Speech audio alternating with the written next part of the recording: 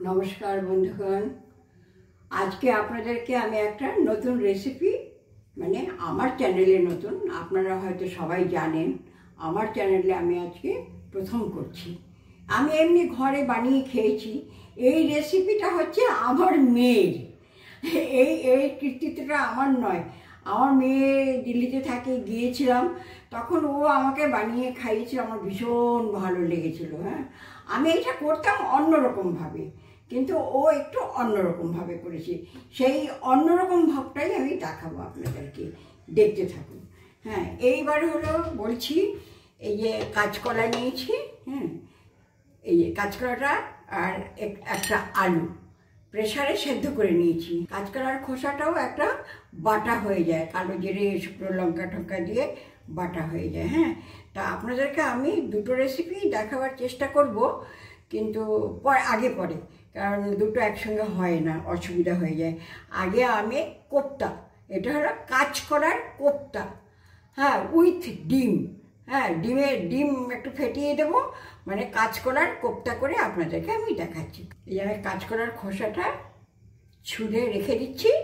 এটা একটা অন্য একটা রেসিপি, অন্য সময় করে দেখাবো আপনাদেরকে। হ্যাঁ, কাঁচকলাটা ছুলে খোসাটা ওইদিকে আলাদা করে রেখে দিলাম আমি, আর কাঁচকলাটা এখানে থাকলো।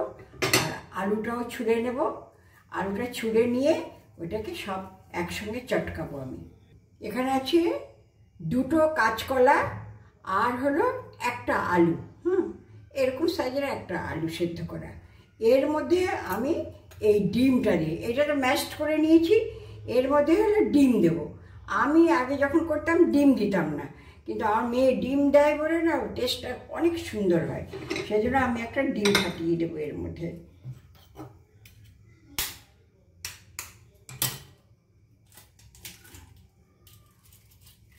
ডিম ফাটিয়ে দিলাম।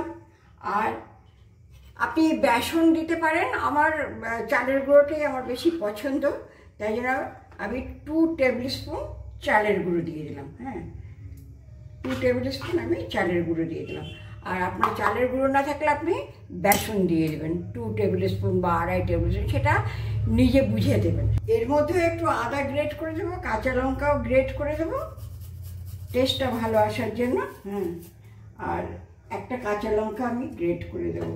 এই যে এটা একটু কোপ্তাটা একটু ঝাল ঝাল হলে ভালো লাগবে। আর নুন দেবো, হলুদ দেবো, ব্যাস। তারপরে এটাকে মাখিয়ে আমি তেলে ভেজে তুলে রাখবো। তারপরে এই একটু মাঝারি সাইজের একটা টমেটো পেস্ট করে নেব, আর তার সঙ্গে আদাও দেবো, আদাও পেস্ট করব। আর লঙ্কার গুঁড়ো, হলুদের গুঁড়ো, জিরে, ধনে সব কিছুর গুঁড়ো সব দেখাবো। পরিমাণ মতো নুন দিলাম, 1/2 টেবিল স্পুন। হ্যাঁ, চিনি দিলাম, একটু পরিমাণ মতো হলুদের গুঁড়ো দিয়ে দিলাম, সামান্য একটু লঙ্কার গুঁড়ো দিলাম। হ্যাঁ, এটাকে আমি ভালো করে মাখিয়ে এটা তেলের মধ্যে ভেজে কোপ্তা করব। যদি মনে হয় যে আমার আরেকটু চালের গুঁড়ো লাগবে, মানে বাইন্ডিংটা হচ্ছে না, তখন আমি আরেকটু চালের গুঁড়ো দেবো। আমি 1 চামচ দিয়ে দিলাম চালের গুঁড়ো। তাহলে কত হলো? 3 চামচ হলো। মাখিয়ে কিছুক্ষণ রেস্টে রেখে দিয়েছিলাম, যেহেতু চালের গুঁড়োটা দিয়েছি, সেই চালটা একটুখানি যাতে মজে যায় জলের সঙ্গে, সেজন্য দিয়েছি। এইবারে এটার বাইন্ডিংটা যদি ঠিক না হয়, তাহলে আমি আরেকটু বেসন মিশিয়ে দেবো। তেল আমার গরম হয়ে গেছে, আমি একটু একটু জল হাত করে নেবো। কেন? তাহলে এটা আমার হাতের মধ্যে আটকে থাকবে না। হ্যাঁ, আমি ছোটো ছোটোই করবো, বেশি বড় বড় করবো না। এই যে এরকম করে একটুখানি হালকা করে চ্যাপটা করে দেবো। হ্যাঁ, এই তেলে দিয়ে দিলাম। আবার জল হাত করে নিলাম, মনে হচ্ছে এটা একটু অসুবিধা আছে। এই যে এরকম করে আমি বড়াটা ভেজে তুলব। আমরা তো দেশের ভাষায় বড়া বলি, কিন্তু এখন তো সবাই বড়া বলে না, কোপ্তা বলে। তো সেই কোপ্তাই। আর আমার মা ঠাকুমারা আবার এইভাবে করলে বলতো বড়ার ঝোল। তো যাই হোক, কোপ্তার ঝোল করছি। যখন যেমন বলার তখন সেরকম বলতে হয়, কিন্তু আমার মুখ দিয়ে বড়াটাই বেরিয়ে যাচ্ছে বারবার। বড়া নয়, এটা কোপ্তা, কাঁচকলার কোপ্তা। এটার মধ্যে কিন্তু পেঁয়াজ দিইনি আমি, পেঁয়াজ টিয়াজ কিচ্ছু দেবো না, শুধু আদা লঙ্কা জিরে ধনে হ্যাঁ হলুদ এই দিয়ে যেরকম ঝোল করে সেরকম, এই টমেটো দিয়ে যেরকম অর্ডিনারি ঝোল করে সেরকমই করবো। আমি একটু গ্যাসের আঁচটা বাড়িয়ে দিচ্ছি, কমিয়ে দিয়েছিলাম তখন খুব তেলটা গরম হয়ে গেছিলো। এটা খেতে আমার খুব ভালো লেগেছে, আপনারা করে খাবেন, খেয়ে আমাকে কমেন্টসের মাধ্যমে জানাবেন। প্রথমে অনে দেবেন, তারপরে সিমে দিয়ে ভাজবেন, তারপরে দেখবেন কোপ্তাটা খুব সুন্দর হবে, খুব সুন্দর হবে, ভিতরটা কাঁচা থাকবে না।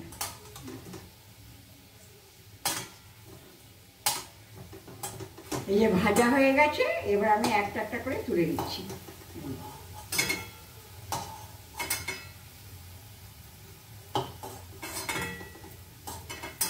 আরো কিছু ভাজবো এখন, তারপরে ঝোলটা বসাবো।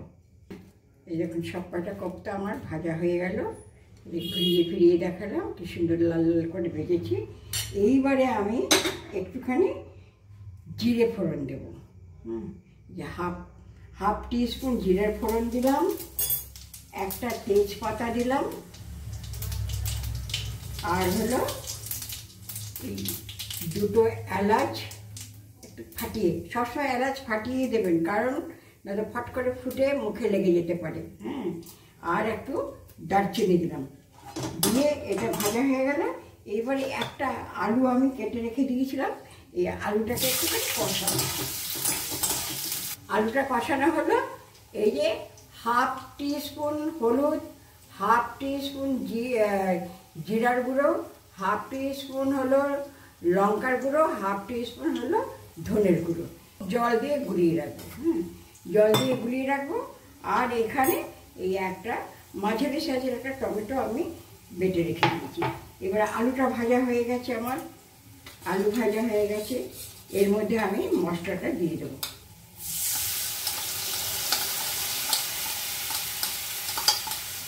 এর মধ্যে মশলাটা দিয়ে দিলাম। মশলা যখন কষাবেন তখন নুনটাও পরিমাণ মতন দিয়ে দেবেন, তারপর লাগলে আবার দেওয়া যাবে, তাহলে কি হয় মশলা কষানোটা খুব ভালো হয়। আমি পরিমাণ মতন নুন দিলাম, যদি লাগে তখন দেখা যাবে। আর একটুখানি চিনি দেবো। চিনি তো এই তরকারিটা এমনি দিতে হবে, আর একটু চিনিটা ওই জন্য আমি কষাবার সময় হাফ টিস্পুন দিয়ে দিলাম। আপনারা যদি বেশি মিষ্টি খান তো বেশি দেবেন, আমার একটু প্রবলেম আছে ওই জন্য আমি চিনিটা অ্যাভয়েড করি, দেই না, সাধারণত আমি দেই না, যেহেতু ভিডিও করছি তাই জন্য দিচ্ছি। মশলাটা কষানো হয়ে গেছে, এই যে মশলার তেল ছেড়ে দিয়েছে। এইবার আমি টমেটো পিউরিটা দিয়ে দেবো, এটা দিয়ে নাড়বো।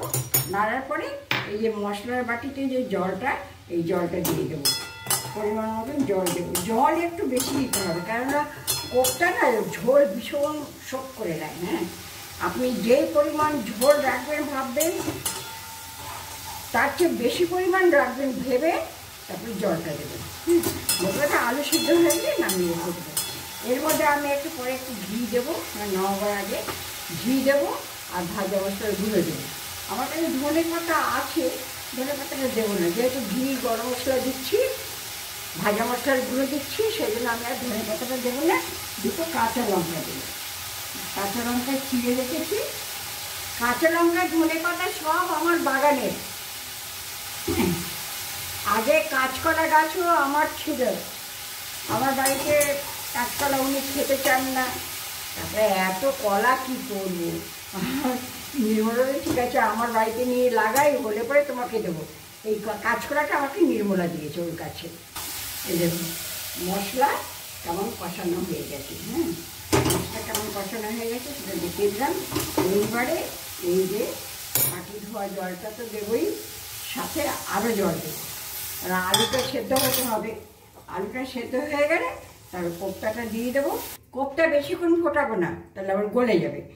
এই যে আমি যেই জলটা দিয়েছি, এটা এতখানি আমি ঝোল রাখবো। এতখানি কেন ঝোল রাখবো? কোপ্তা কিন্তু জল শোক করে নেবে, সেই জন্য এই পরিমাণ ঝোল রাখবো বলে আমি আর একটু জল দিয়ে দিলাম, ব্যাস হয়ে গেল। বুঝতে পারলেন তো? এটা হলো আপনার নিজের পরিমাণ মতন হবে। এরপরে নুন ঠুন সব কিছু টেস্ট করে দেখবেন। এখন আমি ঢাকা দিয়ে দিচ্ছি, ঢাকা দিয়ে টকবক করে ফুটুক।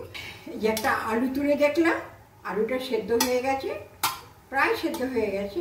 কোপ্তাটা এবার দিয়ে দেবো, দিয়ে এটা টকবক করে ফুটবে। তারপরে আমি সব এই ভাজা মশলার গুঁড়ো এই সমস্ত দিয়ে নামিয়ে নেব, ঘি দিয়ে নামিয়ে নেব। কোপ্তা ছাড়া হয়ে গেল, এটা ফুটুক, ঢাকা দিয়ে রাখি। একটু তো ফুটতেই হবে। আলু সেদ্ধ হয়ে গেছে, এই যে ম্যাশড করে দিয়েছি একটা, দুটো কাঁচা লঙ্কা দিয়ে দিলাম, আর একটু ভাজা মশলার গুঁড়ো দিয়ে দেবো।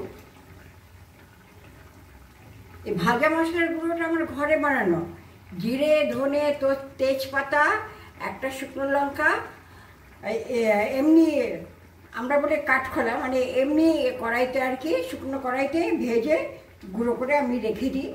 যখন দরকার হয় তখন আমি এটাই দিই। হ্যাঁ, এবার একটু ঘি দেবো, ব্যাস নামিয়ে দেবো।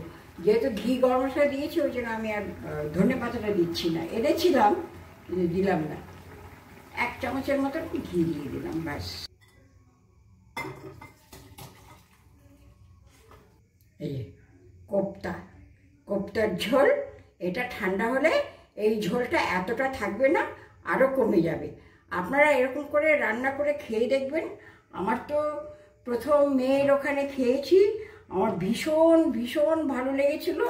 ওই জন্য আমি প্রায় দিনই, আমার তো নিজেরই গাছ ছিল, প্রায় দিনই করতাম। আপনারা করে খাবেন, খেয়ে আমাকে কমেন্টসের মাধ্যমে জানাবেন, লাইক করবেন, শেয়ার করবেন আর সাবস্ক্রাইব করবেন। বলো কোপ্তা কেমন খেতে হয়েছে? খুব ভালো। ভালো হয়েছে? ঝাল ঠাল সব ঠিক আছে? একটু ঝোল ঝোল রেখেছি ভাত দিয়ে মেখে খাওয়ার জন্য। একটু ঝোল ঝোল রেখেছি। ঠিক আছে, ওকে, থ্যাংক ইউ। খাও তুমি। পরোটার সঙ্গে কোপ্তা দিয়ে খাচ্ছে ব্রেকফাস্ট।